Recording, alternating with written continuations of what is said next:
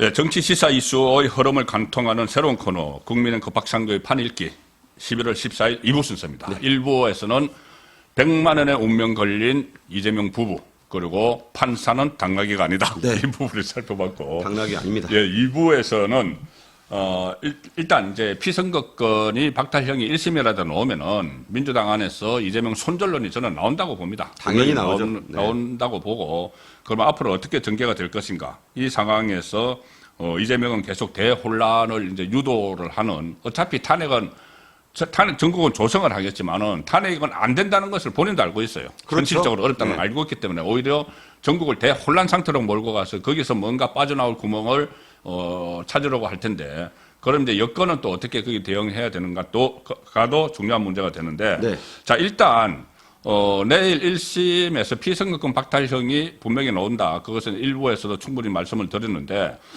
만에 하나 무죄 또는 80만 원 정도가 나올 경우 윤상현 의원이 이야기했습니다. 그 경우는 가정도 하기 싫지만 그렇게 왜 이걸 제가 하도록 꺼내느냐 하면은 전현희 의원이 일부에서 잠깐 말씀드렸다시피 유죄가 나오면은 대한민국 존립이 어려워진다고 이야기를 했어요. 그런데 저는 무죄가 나오면은 대한민국 존립이 어려워진다는 생각인데 당장 무죄가 나오면은 이 윤석열 정부를 거의 마비시킬 겁니다. 그렇죠. 여태까지 정치보복한 거 맞지 않느냐? 네. 검찰이 사건 조작했다.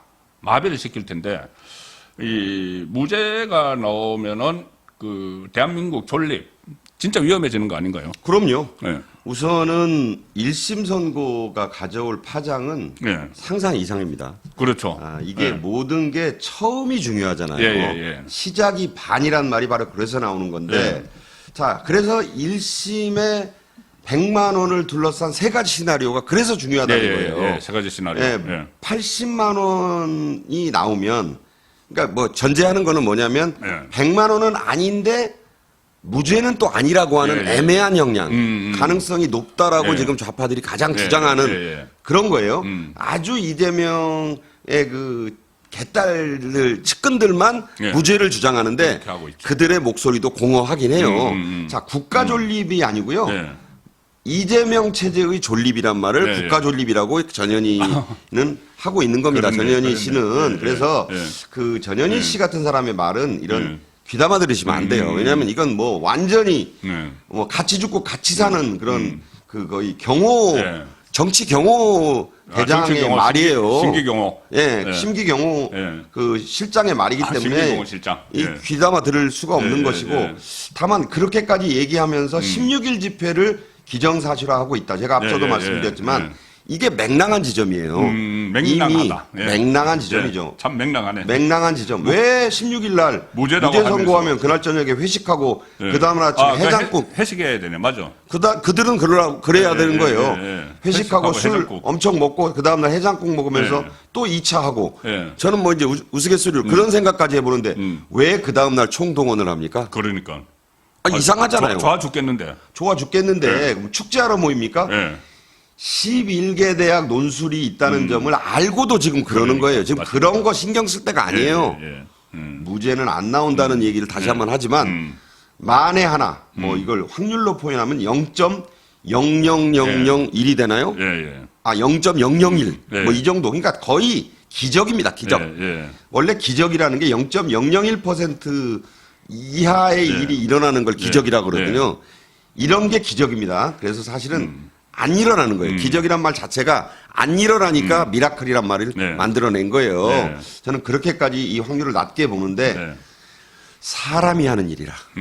사람은 무슨 일이든 할 수 있습니다. 이게 왜 그러냐면은 왜 이렇게 이제 걱정들 하시나 보면은 어제 제 댓글에서도 말씀을 하셨던데 이런 거예요. 유창훈 트라우마가 있어요. 유창훈 그렇죠. 트라우마. 또 건순일 트라우마. 그러니까. 유창훈 정말 그때 모든 법조인들이 영장 발부 확률 99%. 좌파 변호사도 그건 어쩔 수 없다 했는데 기각을 시켰잖아요. 그러니까 저는 권순일 씨가 놀라운 법원을 만들어냈어요. 유창훈? 아니, 권순일 전 대법관이 먼저 했잖아요. 권순일은 이제 재판 거래. 뭐라고 했느냐면 소극적 거짓말은 죄가 안 된다. 아니 세상에 여러분 선거를 대선판을 뒤흔들 거짓말을 소극적 거짓말이라고 했고 그건 죄가 안 된다. 그 사람이 대법관까지 돼가지고 서울법대 나와가지고 무슨 그 남들의 총망을 받는 최고 자리에 간 사람이 지금 뭐 아니 50억 클럽 가입 약속을 받았다는 거 아닙니까? 그런 역사에 남을 망언을 합니까? 그 새로운 말을 만들어냈잖아요. 근데 유창훈은 또 대단한 말을 또 만들어냈잖아요.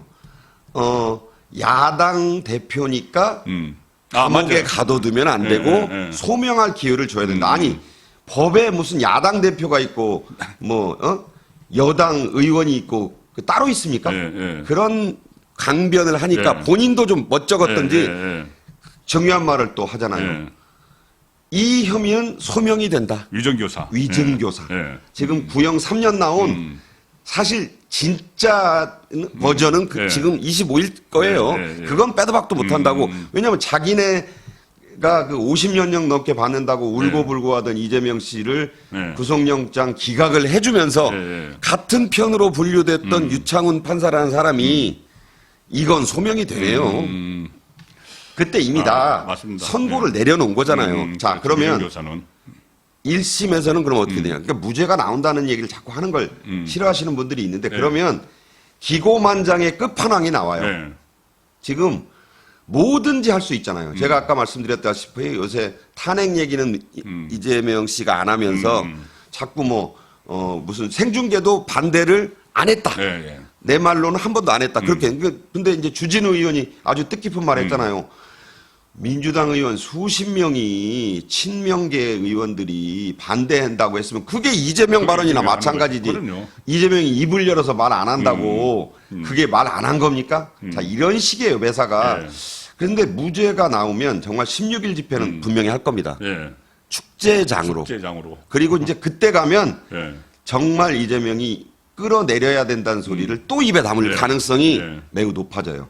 이제 자신 있다 이거지. 그래서 그러면 이제 정말 나라가 어디로 가겠습니까? 나라 존립이 위태로워지는데 그래서 이제 무죄가 나온다는 게 아니고 이게 예를 들어서 제2의 유창훈이나 제2의 권순일이 나오면 안 된다는 이야기입니다. 그렇죠. 그런데 조금 전에 이제 하신 말씀 중에 딱 와닿는 게 있는데 두 개가 있는데 하나는 이제 유창훈 그 말씀을 판사. 권순일을 하면서 소극적 거짓말 제가 아니다. 거짓말은 제가 아니다. 근데 그때도 거짓말이었거든요. 뭐냐면 친형 강제 입원 안 시켰다와 검사 사칭 안 했다 이거였어요. 그런데 지금은 고 김문계에서 몰랐다. 백현동 용도 상향은 국토부의 압력이다 이거잖아요. 그런데 이거는 소극적 거짓말이 될 수가 없어요. 지금 이야기하는 거는. 그러니까 지금 본질은요. 자꾸 민주당 사람들 특히 그 친명 개딸들은 뭐라 그러냐면 아니 경기지사가 수천 수만 명을 만나는데 김문기가 그 중에 하나인데 여행 간 것도 연수 여행 간 것도 그렇고 골프 같이 친 것도 그렇고 기억 안 날 수 있지 않냐. 자꾸 그렇게 주장하고 있어요. 그런데 중요한 건요. 이 거짓말이 대한민국 선거제도의 근간을 뒤흔들었다는 게 중요한 거예요.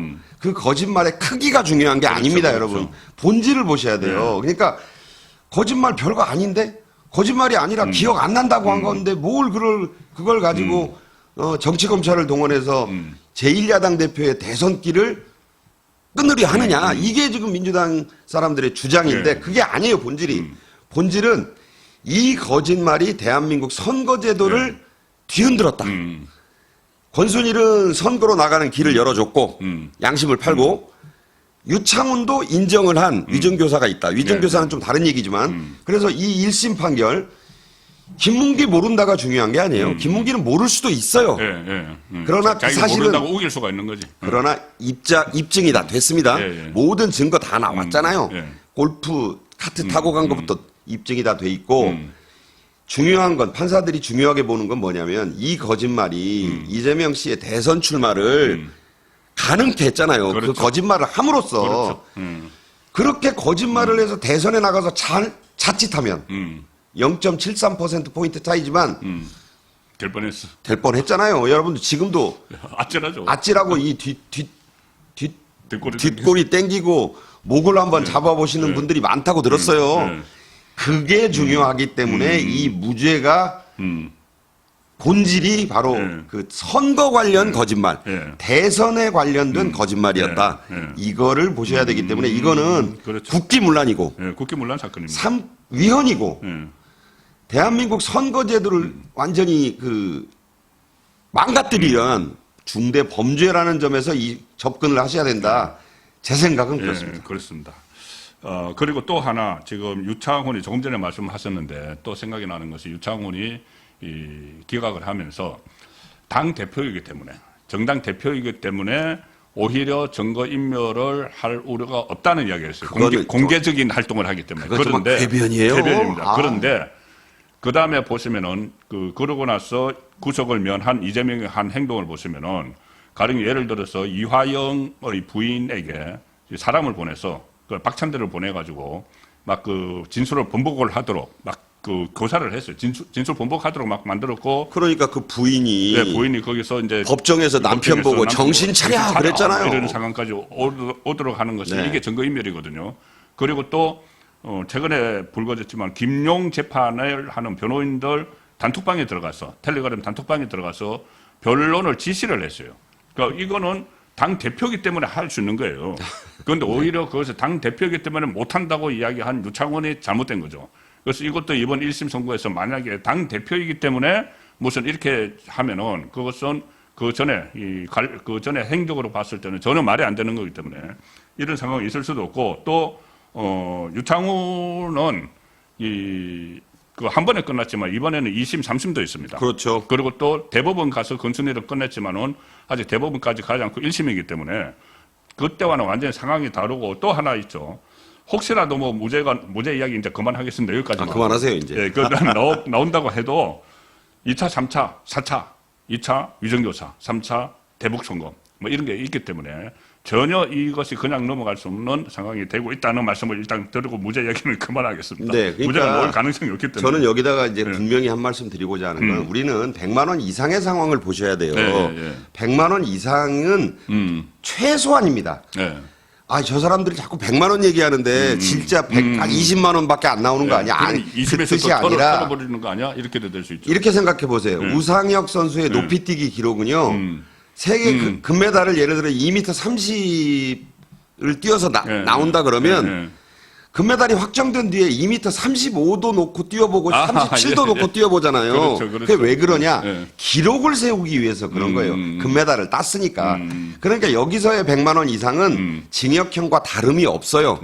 이렇게 치열하게 법리 논쟁과 그 논쟁이 붙어 있으니까 판사들은 이게 유죄냐 아니냐만 판단해 주는 거예요. 시험 중에는 그런 시험이 있습니다. A, B 뭐 학점, 수미양가만 주는 시험이 있는 게 아니라 OX 시험이 있잖아요. 이 내일의 판결은 15일 판결은 OX 시험이다. 그래서 O를 내리면 그런 거잖아요. 정치인에게 대선에 나가고 싶어 몸살이 나고 있는 정치인에게 선거에 나갈 수 없어.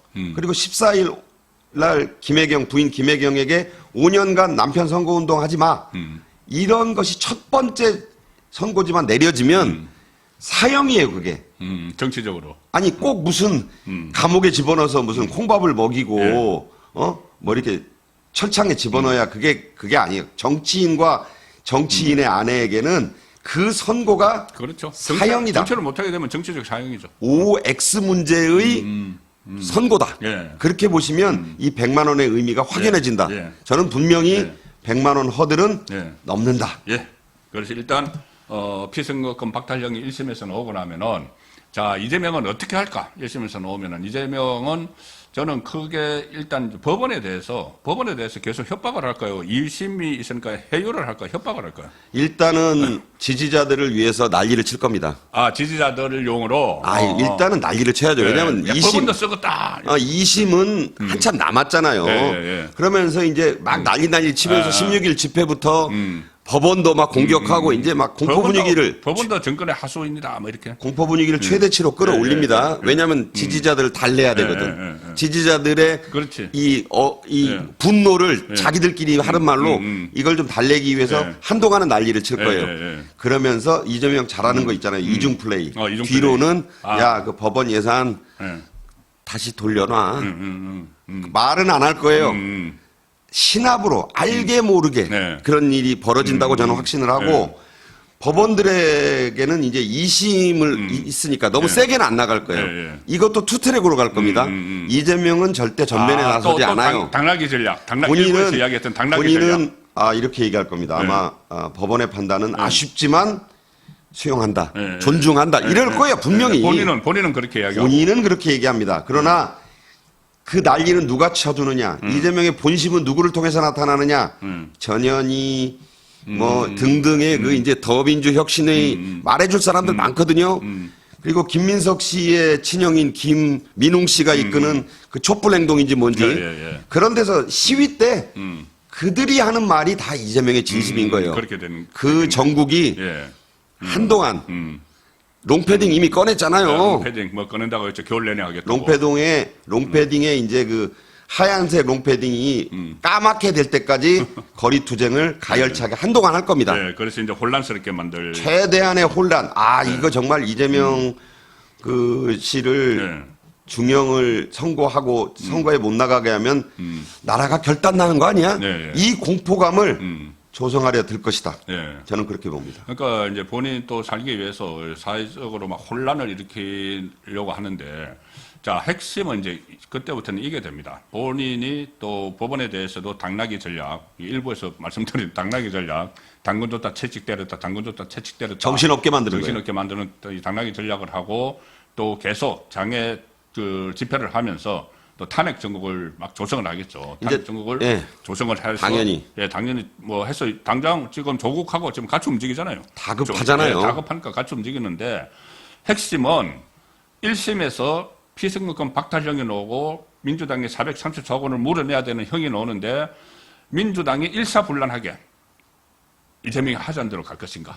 그건 아니에요. 아니죠. 손절론이 그건 나오겠죠. 아닙니다. 손절론은 이제 아니라고 내가 얘기했잖아요. 겁먹은 개가 어떻게 한다? 막 짖죠. 더 세게 짖는다. 서양 속담입니다.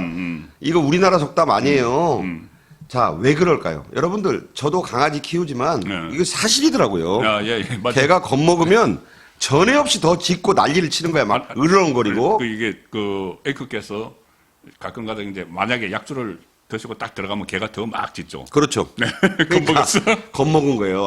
이 주인이 왜 저러지? 하니까 자기를 보호하기 위해서. 자, 이게 아니라고 할수록 강한 긍정이 있는 거예요. 큰일 났다는 거예요. 그렇습니다.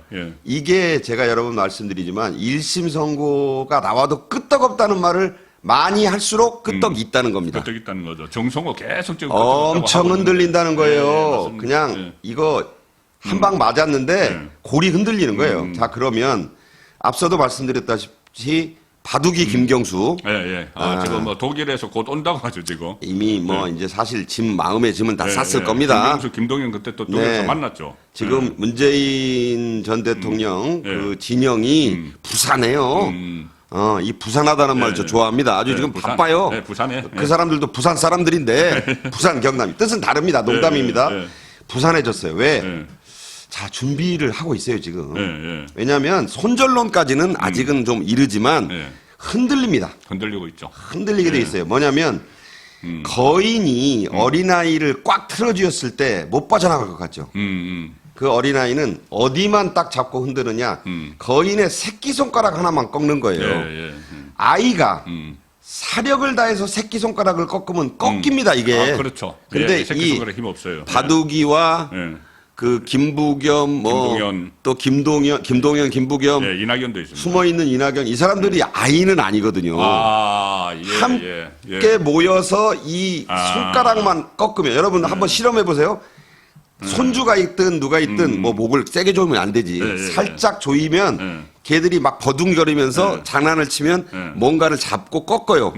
새끼손가락 꺾입니다, 이게. 꺾이죠. 자, 새끼손가락이 꺾이면 손이 풀려요. 희한하죠? 손가락이 꺾이면 새끼가 꺾이면 손이 풀린다고. 그런 이치로 가게 돼 있습니다, 이게. 흔들려요. 철옹성이 없습니다. 다시 한번 소환하고자 하는 말씀이 있어요. 정성호 의원이 얘기했어요. 어떤 상황이 와서 172명 중에 170명은 튈 수 있다. 이재명 곁에 안 남을 수 있다. 둘만 남는다고 했죠. 그러면 나하고 김형식만 남는다. 자, 그 얘기는 본질을 꿰뚫어서 제가 말씀드리잖아요. 그런 상황이 안 올 것 같은 지금 민주당인데 그 단초가 15일 1심 선고에 따라 올 수 있습니다. 그러면 제 살 길 찾아서 떠나요. 이제 이때는 뭐냐? 바로는 못 떠나지. 눈들이 있으니까. 그렇죠.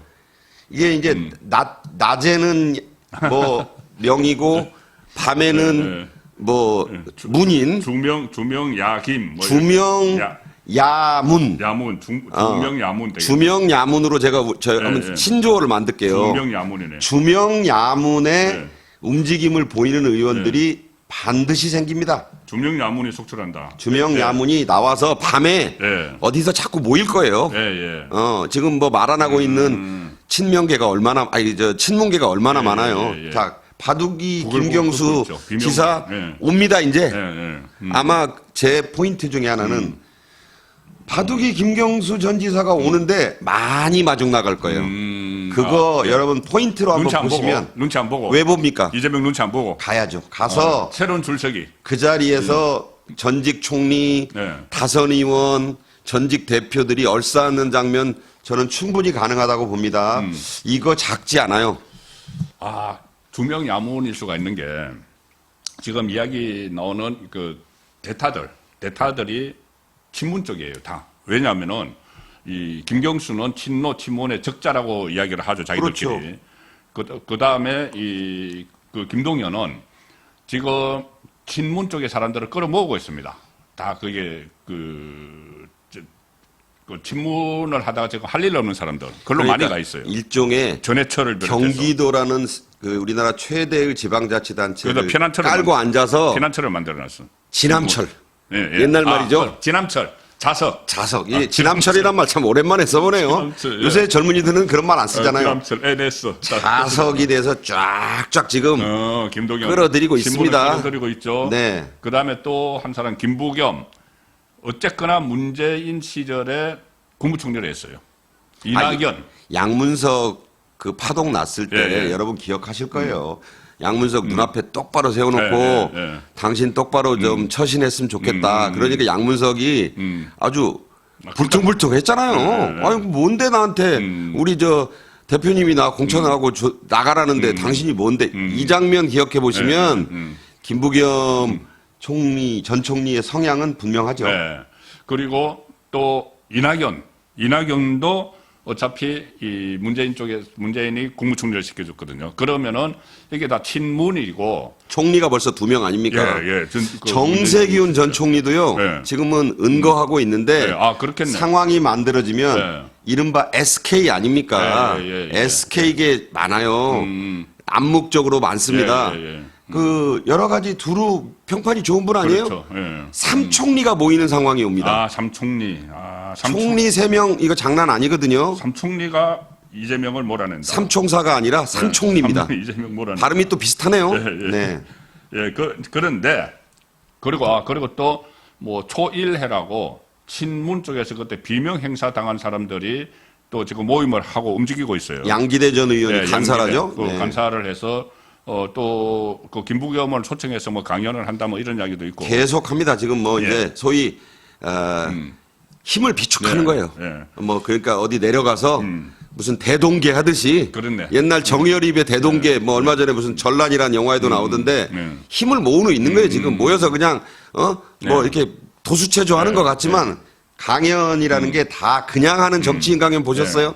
정치인 강연 그냥 하는 거 하나도 없어요. 주제와 상관없이 서로 간의 눈빛으로 확인을 하는 겁니다. 거사를. 그렇죠. 거사 준비는 초1회의 거사 준비도 시작됐다. 초일의 거사 준비.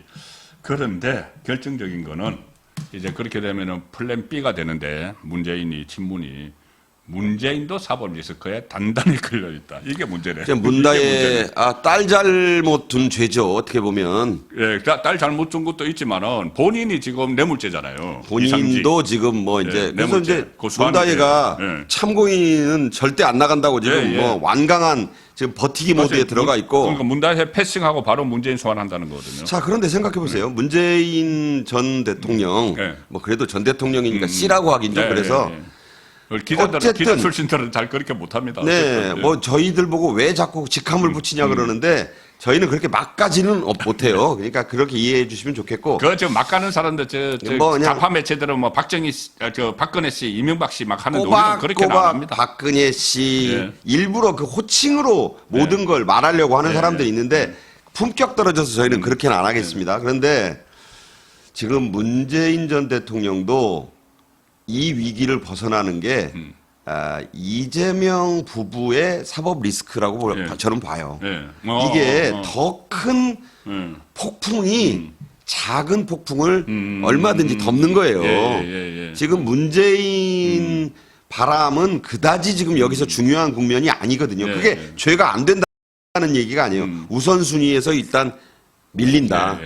그래서 저는 지금은 저렇게 주목을 받는 입장에서 선뜻 나설 수가 없죠. 그러나 그렇죠. 삼총리가 만약에 이미 이 총리는 뭉쳤고 삼총리가 뭉치고 여기에 초일회 거기에 이제 행동 집행위원장 격인 바둑이 김경수 전 지사가 귀국하면 이게 다음 달로 예상돼 연말 안에 온다는 거 아닙니까? 이 태풍 이게 지금 형성이 되고 있어요. 저는 그렇게 봅니다. 네. 알겠습니다. 자. 일부에서는 저희들이 이 100만 원의 운명 걸린 이재명 부부 그리고 판사는 당나귀가 아니다. 절대 아닙니다. 이 말씀을 드렸고 지금 후반부에서는 그럼 그 이후에 어떻게 될 것인가? 판사는 당나귀가 아니기 때문에 당연히 당당하게 피선거권 박탈형을 내릴 거고 그러면 어떻게 될 것인가? 주병야문 상황이 온다. 주명야문. 이재명. 낮에는 이재명, 밤에는 문재인. 그런데 문재인도 사법 리스크에 단단히 걸려 있다. 곧 소환된다. 그러면 결론은 뭐냐? 좌파는 지금부터 나락으로 떨어지는 수순만 남았다. 그렇게 일단 오늘은 그렇게 정리를 해드리겠습니다. 그러니까 한마디로 얘기하면 분열하는 쪽이 지는데 이 1심 판결 14일 김혜경 판결에 이은 15일의 이재명 판결은 야권 분열의 이 프렐리드. 좋은 말인데 이 전주곡이 이미 그 전주곡은 울려 퍼지고 있다. 이렇게 봅니다. 알겠습니다. 정치 시사 이슈의 흐름을 관통하는 새로운 코너 국민의힘 박상규의 판읽기 11월 14일 순서는 여기서 마칩니다. 고맙습니다. 또 뵙겠습니다. 네.